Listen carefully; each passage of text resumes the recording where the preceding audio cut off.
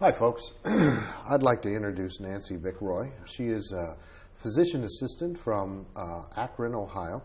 And we're going to chat today about preparedness from a slightly different perspective. Nancy is someone who has been involved with volunteer search and rescue for a number of years. And being a female, she's offering a slightly different perspective to disaster preparedness. Why do you believe disaster preparation, or at least preparation for a significant event, is necessary or important? Well, disasters or any event can happen so unexpectedly anywhere. It doesn't have to be a disaster. Anything that's an unexpected event that you're not prepared for can become a difficult situation. Just a flat tire by the roadside in a snowstorm or a hot desert, something, if you don't have the supplies you need, becomes a survival situation. And not being prepared or not having the mental mindset to deal with it can make or break it. You know, talk about preparedness that you feel is necessary inside your home, inside your vehicle, just things that you've done or prepared for something that might happen, those unexpected circumstances. I do have multiple areas that I'm prepared. Within the home, if something happens disaster-wise or weather-wise that you just have to figure out you're going to hunker down, stay home, and if you've lost power or heat, that sort of thing, I have enough supplies in terms of food and water to last quite a few days, as much as a month or so probably. Okay. And I have what I would need to potentially isolate a room if I would need to heat an area. You don't want to heat the whole house, so I have enough drapes and duct tape and things of that sort to isolate a room, heat it with other heat sources. I have various, you can use propane and vent the area. I've got some other candle type heaters that you can use, that sort of thing. Mm-hmm. And that way you've only got to use lanterns to light one area. You bring everybody into one area and keep it warm. Mm-hmm. I, of course, have plenty of blankets and sleeping bags, that sort of thing. Mm-hmm. So for the home, I feel pretty comfortable with it. I mean, if it went into extended time periods, I'd have issues with the water, that sort of thing. I try to remember to cycle through the foods that I have, the water that I have, keep it refreshed so that when I do need it, it's not nasty. But it is in containers that are designed to be stored for extended periods of time. To me, more important is what I have with me if I'm out somewhere, because you don't have as many resources if you are trapped somewhere in your car and having to survive for a day or two or three out of your car. I have more than a typical person in my vehicle. People laugh. They're like, if I'm ever stranded, I want to be with you. There's snack bars, there's almonds, there's MREs. I have water in the back. I have, this time of year, there's fleece, there's rainwear, there's boots or shoes. I always keep a pair of tennis shoes. In the summer, if you're in sandals and you have to hike somewhere, you don't want to go miles in sandals. Mm-hmm. So I always have tennis shoes in there. I have tarps to make shelter or isolate off part of the car if I need to heat it. Mm-hmm. Anything that makes it easy when you get stranded. I also make sure that I have puncture repair for the tires. I have Fix-A-Flat. I have an electric pump that I can use to pump up the tires, Fix-A-Flat and then pump it up and get back on the road. I'm not going to sit out there and wait for people. Sure. And I'm thankful to my father. He made sure that we knew how to do all this. Mm-hmm. We weren't allowed to drive the car till we could repair a flat, till we could change a tire, and it's important to be able to be independent. Excellent. And in that respect, not just women, but a lot of men aren't comfortable even checking the pressure in a tire, let alone changing it. Sure. Before I take a big trip, I'm the one that drops the spare from under the car just to make sure I remember how to do it, check the spare. Just a lot of things to keep yourself out of trouble so you don't have to deal with it if it's a problem. Define a go bag, if you will, for yourself, and what goes into your go bag? For me, it's anything that would make that time easier, whether it's disaster or, again, a short time stay. I have water, I have food. It may not be the things you want to eat on a daily basis necessarily, but it can be meal replacement bars or an MRE. Plenty of water. I have water filter. I have a purifier I can put in there. In my larger stuff, usually I keep in the car or at the home, I have actually purification drops. I have a UV purifier. I've used that for international travel a lot. Mm-hmm.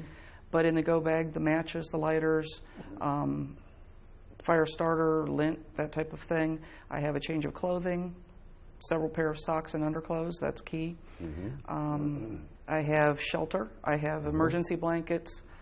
I have first aid kit, sewing kit, duct tape, paracord, all that kind of thing, because you don't know what you're going to get into. I remember at one point, my go bag and my preparedness kit was huge. I just had everything under the sun Right. in there. And over the years, that's changed significantly. And for me, at least, it's gotten significantly smaller. How has yours evolved over time? Mine has gotten smaller as well. I think the more you learn and the more secure you feel mentally in dealing with things and improvising, the less equipment and toys you need to get by with. You learn how to think through things and what can do 2 or 3 different things for you, like a tarp. It can be shelter, it can be isolation, it can be, you can make rain gear out of it, you can do all sorts of things. You don't need as many items. If you can have basically food, fire, shelter, water, and safety, those are the key things to me. If you can secure those for yourselves for the number of days that you need, you can get by. The survival is not necessarily comfortable. Right. But it doesn't have to be horrible. Has been a philosophy that and that's the mental preparedness. If I see things, I do a lot of reading. If there's articles that come out about preparedness or survival, I read that. Some small books that help you prepare. The more mentally you're ready, and also self-defense. For women, that's an issue you have to think about. When things go crazy, people go crazy. And safety in planning where you're going to stay for shelter, and just being aware of your surroundings and what you're going to have with you for safety. Do you have pepper spray that you want to have with you? I like to carry small bright flashlights because it's convenient, but a mag light with multiple batteries is a good self-defense weapon as well. So you think along those lines. As a female, as a woman, are there differences that you bring forth to preparedness or that you think about in regards to preparedness than someone like me? Well, 2 of the key are safety, being prepared to defend yourself and think that way. The other is hygiene. For women, that's a big issue. If you're out for several days, women are more prone to bladder infections. And if they don't have enough changes of underclothes, as simple as that may be, or wet wipes just to stay clean, which, everybody does, wiping your face, wiping your hands, keeping yourself from getting sick, that makes a difference. But for women, being able to change and not get a bladder infection, something like that can change a bad situation to a horrible situation. It sure can. And it's as simple as just having a few in your bag that you can clean out, rinse out on a daily basis at least. Yeah. Women that are still having monthly cycles need to be prepared for that, because that could be a real disaster if you're out somewhere and you don't have the supplies you need. Sure. Something to keep in mind that, that's an extra pocket in your bag that you need to make sure is filled. Sure. A vulnerability women have when you have no toilet facilities. If you have to go squat in the woods, that's a very vulnerable position. And there are products out there now. It sounds silly, but P-Mate, Freshette, they're called Go Girl or Shiwi, I think is the new one. You can, it says stand and pee like the guys. And it really, you don't have to expose yourself. You don't have to be squatting in the woods trying to balance yourself. And you're not, in days like this where it's cold, you're not literally freezing your butt off to take care of matters that have to be taken care of. Something like that, and I do have those in my go bag. Something like that makes a difference too. It's a safety and, just comfort issue as well. And that's another one that you wouldn't have to worry about in your pack. It's a guy thing. You don't have to worry about that. But it makes you feel more secure if you're out there and you're standing and not knowing who's around you. You're out in the woods or somewhere. But but still, it's a security thing and modesty too. Yeah, very much so. The other is women like to be more comfortable. So in that respect, maybe choosing the types of foods that we carry versus, some guys don't care. They'll carry the little meal replacement bars that taste like chalk or chocolate chalk, and they don't care, where we might throw in a few things just to be a little happier, even some mints or, the MREs, as much as those aren't great, some of them aren't too bad, and it gives you some variety versus just eating a meal bar. How do you feel about helping other people, letting other people in need inside your home or going out or stopping in your vehicle if you see somebody in need? That's a real dilemma for me because my whole background is wanting to help people. Sure. I mean, from the time I was small, I mean, that's just my focus. And I think part of being prepared is you have to take care of yourself in order to be able to do that too. But you have to be very discerning, and that's a tough thing. People can put out a good story and it not be safe. Helping someone is a lot easier if you've got someone else there, whether it be another female or a man. I think it's easier to step out and offer a helping hand. Sure. By yourself, it's pretty scary. Yeah. And I would probably do it in most situations, unless I truly felt threatened, but I would be extremely cautious. Yeah, in a lot of ways, it's very much the same for guys. I mean, guys have the attitude that nothing's going to happen to us, but that's not really the case. I mean, just as much that could happen to you could happen to me in that kind of a situation, and we have to be prepared for that. It's one of those things that I think you have to examine prior to the incident. You need to know, you need to have at least thought about what you're going to do before you're actually in the incident. I think that's true with almost any, not just helping people, with any incident. If you haven't thought through what's going to happen in a tornado, or what's going to happen if I'm stranded, or what's going to happen, it takes you twice as long to think of it when it occurs. Sure. If you've thought through scenarios and you know what you're going to do, then you can just act. Sure.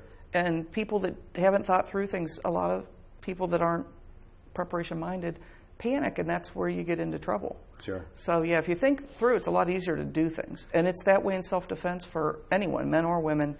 That's if right. you know what you're going to do in certain situations, you don't stop and think, which is the hesitation that gets you hurt or killed. And I think it's important to note that, and we talked about this in the last offering, of course, of this particular course, and I talk about it again in my disaster class here at Pitt.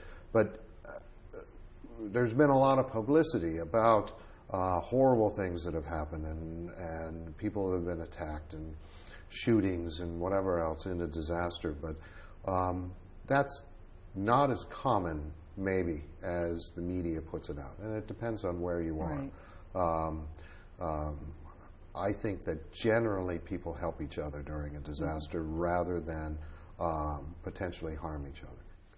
So you've been in some pretty austere environments. Search and rescue. We do a lot of our training out in the woods. But you've also done some mission trips into some fairly austere environments. How has your level of preparation assisted you in some of these situations? It's worked out very well. I tend to carry extra things in my carry-on bag, and I also packed significantly extra in my luggage for both Ghana and Thailand. Okay. Ghana was definitely the most austere. I mean, the government makes it that way as well. You're out in the middle of nowhere to start with, and they decide that you can have electricity for 4 hours a day, 2 days out of the 2 weeks you're there. Okay. Or you have the running water for about the same amount of time. Okay. I had my UV purifier with me. Now, granted, we went into the nearest village that sold bottled water, and we mostly purchased bottled water. But there were times that we couldn't get in there frequently enough, and I would actually purify the water from their well. They had a cistern, collected rainwater when they got it, and I would take that water and purify it and use it. Prefer not to. Sure. But it worked out because it's 100 and some degrees. You need water. You need a lot of water. Yeah. And so we would do that. I had an expanded medical kit with me in terms of making sure there were antibiotics for gastrointestinal and respiratory issues. Making sure I actually took suture and local anesthetic and things because I thought if any of our people had a minor issue, I'd much rather take care of them there than send them to the local hospital hut to be taken care of. And it worked out well. I had paracord with me, which ended up, I mean, simple things. It got turned into curtain rods for the girls' room that we were doing there. Sure, yeah. On the most recent Thailand trip, every time there'd be some little thing, I'd tend to have what we needed in my bag, and it got to be the joke. It was, where's MacGyver Nancy? She's always got what we need, or, I would improvise with what we had. And when one guy injured his hand, I had the SAM splint to cut down and make him a finger splint and do things. Because they were laughing. They're like, you don't really have a splint. Yeah, I have a splint. It doesn't weigh anything. It takes care of matters, and it really took what would have been very painful for him for the last week and made it a more tolerable experience, and he enjoyed himself. Can you describe that more, what exactly you did with the SAM splint? I actually had one of the smaller ones with me. It was basically a forearm length, and he had injured his finger. I don't know if he tore the capsule or what, but it just blew up and he was in pain. It just needed to be immobilized. So I was able to cut it down, contour it to give it the stability for the finger. I had Coban with me, and we just wrapped it to his hand each day. Coban? Elastic tape, basically. Elastic tape, okay. So as opposed to an ace that'll slide all over, Coban sticks to itself and stays in place. Sure. So it held the splint well. And each day, he would take it off at night, give himself a break, and I'd splint him back up each day. And it really made a difference in terms of him getting the pain under control. The swelling went down, being able to enjoy himself. We had another person that, and I can't remember what her injury was, just having extra Ziploc bags in my pack. I always have gallon bags and quart bags. We made ice packs for her, and she was able to ice down, I think it was her elbow. I can't remember what was bothering her. But having the ice packs available, because in Thailand, even at the hotel, we were at a resort in a botanical garden. I mean, you think this is great. Well, you still can't drink the water, and there aren't ice machines down the hall to go get stuff. If you ask for ice, they brought you this little bitty cup, But there were refrigerators with little freezers in the room, so we just filled the Ziploc bags and made her ice packs. And I think they got transferred to the other guy for his hand later. Excellent. But, just little things you don't think about. Duct tape, Ziploc bags, the splint. I mean, it was just in the first aid kit. Sure. My roommate happened to get a throat infection. We had the medication with us and took care of it. And so she didn't have to worry about trying to find someone there. Now, Thailand has better medical care where we were than, say, Ghana, that sort of thing. But still not having to go was a comfort thing for all of us. How do you think attitude, how important is The right that? attitude is key.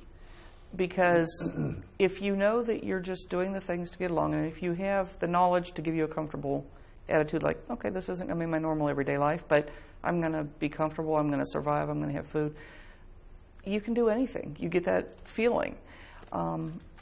In thinking about this, I realized that a lot of my gear that I've mentioned having in the car, a couple of years ago I did a 4-week drive out west.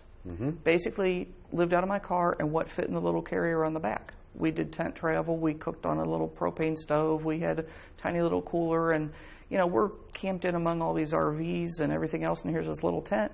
We did 4 weeks and thoroughly enjoyed ourselves. Sure. And again, it's all attitude. They're thinking they have to have all this fancy stuff. We ate good meals off that little grill and stove, and and it was. I hadn't thought about it, but it was a good test of all this equipment.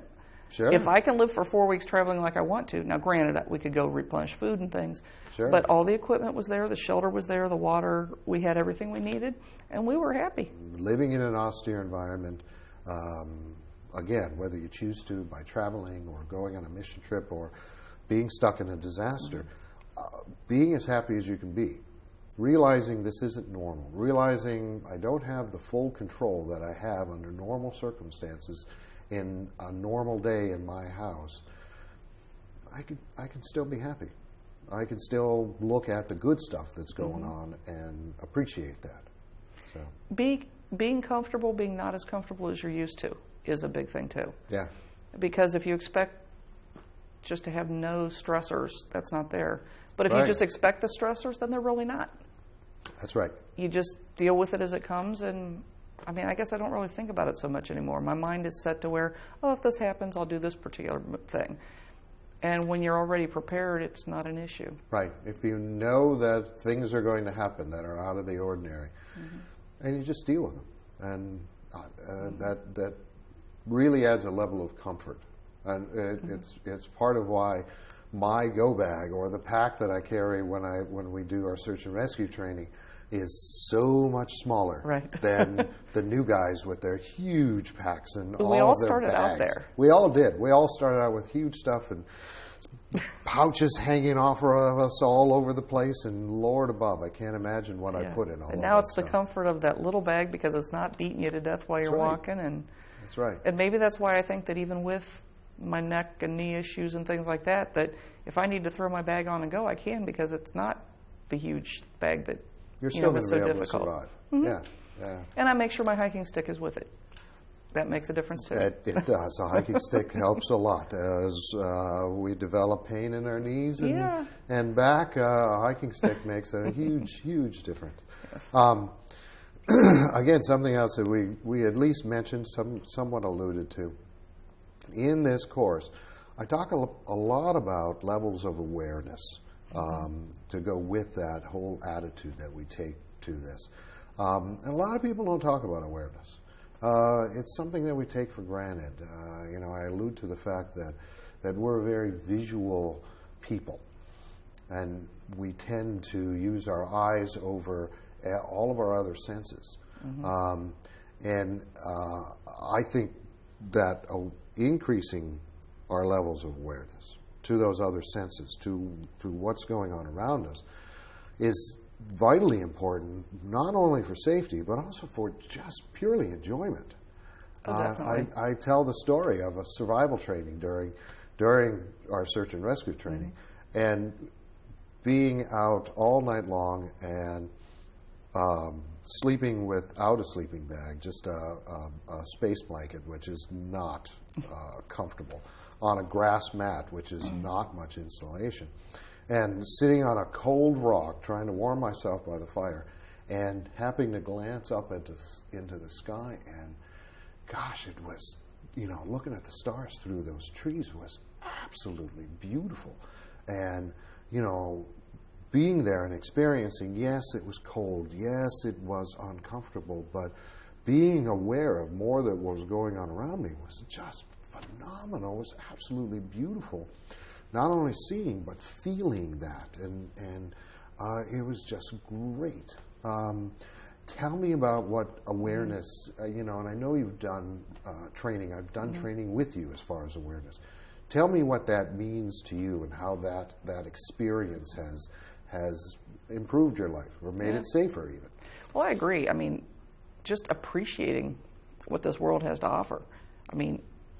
People get upset with the snow, but it's beautiful. Yeah. Or the rain, but it smells so good. You'd have to take advantage of all these things, but also the awareness of if you're out and it's a nice day or seems to be, but the wind just shifted and there's a smell in the air, the rain's coming. It's a preparedness thing. Sure. So using it to your advantage that way. Awareness, just realizing people are around you and where they've moved to, things like that. You get to where it's just second nature of, okay, well, the people were there, they moved over to there. And if you're in a survival situation, you need to be aware of that.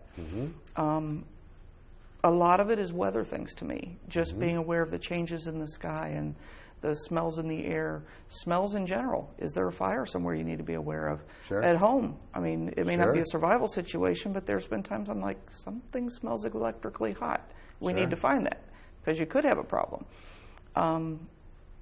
People ignore things that they shouldn't just because, it's always kind of been like that. Right. But it may not be the right thing. Awareness is key. Yeah, we get locked into the normal, and it's okay to know the normal. It's important to know the normal when there is that abnormal, and then deciding, well, is this something good that I can enjoy, or is this something bad that I need to be ready to take action for? One of my earliest backpacking trips years ago, we were short trip, 3-4 days, just trying out new equipment, that sort of thing, so it wasn't going to be a big thing. And again, one of the first couple of trips I did, it was a downpour.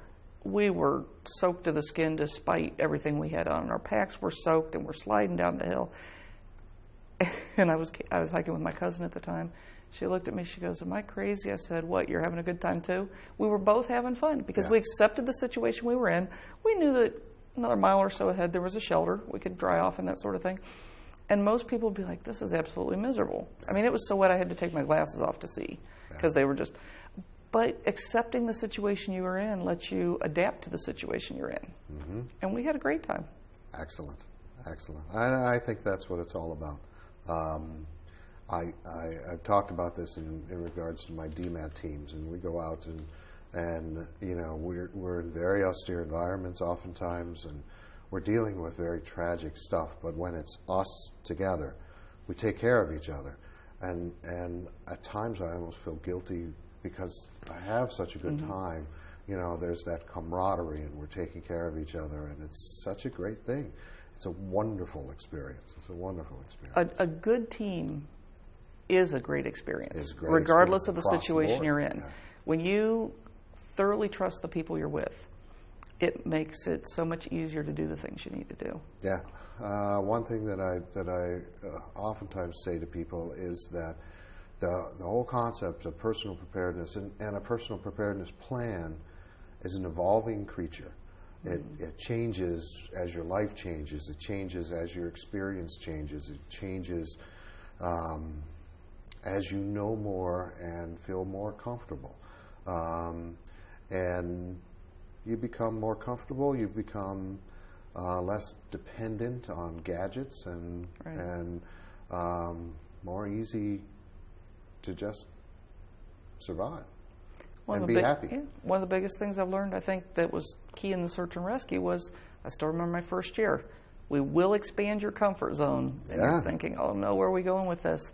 And now it's like, hey, keep expanding. Yeah, absolutely. It takes away a lot of fear and concern if you're exposed to things, because when it happens, you don't have to think, you just do.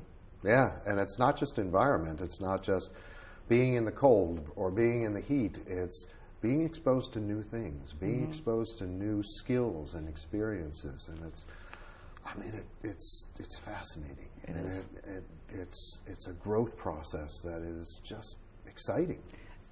Gaining self-confidence is exciting, Yeah. and that's what happens through all those experiences. Yeah. So, all right, very cool. Well, Nancy, I really appreciate you coming all the way to Pitt from Akron to chat with us today. I think this has been very informative and very helpful. You're very welcome. I enjoyed it. All right, very good. Thanks.